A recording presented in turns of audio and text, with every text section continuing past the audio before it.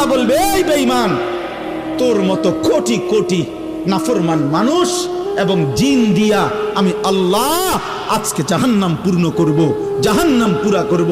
আজ আমি মাফ করব না, আজ আমি বিচার করব।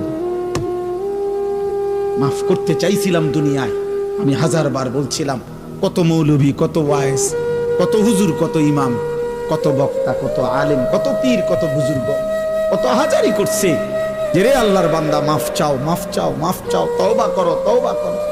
তুমি বেটকি দিয়ে উড়াই দিছো। আরে তো হুজুররা কত কথা কয়, হ্যাঁ, তার কথা শুনে কে না দরকার কি? আপনি শুনতেন ভাতে না খাইবেন, অসুবিধা কি? আপনি বেশি কি খাইয়ে উল্টাই রেখেছেন? কাঙ্গাসার তেলাপিয়া আর কি তা আমরা জানি না।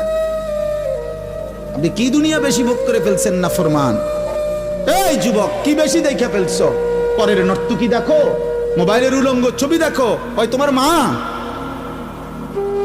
এই বেটা বেহায়া ছেলে বেটা, যে নারীকে মোবাইলে উলঙ্গ ছবি দেখো, ও তোর মা বেটা, ও তোর বোন। তোর মাকে এমন উলঙ্গ কেউ দেখুক? একটা নির্লজ্জ বেহায়া বল, এখন দাঁড়ায় বল বেটা, তোর মাকে দেখুক উলঙ্গ, তোর বোনকে দেখুক বিবস্ত্র, তোর মেয়েকে কেউ উলঙ্গ দেখুক, তুমি কেন অন্যের মা দেখো? সে কি কারো মা না? সে কি কারো বোন না? সে কি কারো মেয়ে না?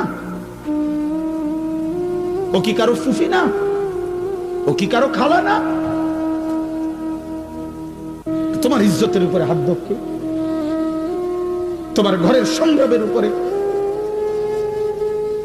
অনেক নাফরমান আছে এমন, যে মূলত এমন নিকৃষ্ট, যে যার ভিতরে এমন মানসিকতা যে আমার বোনের সাথেও যদি কেউ হারাম সম্পর্ক করে আমার আপত্তি নাই, কারণ তুই তো মানুষ না, তুই তো জানোয়ার।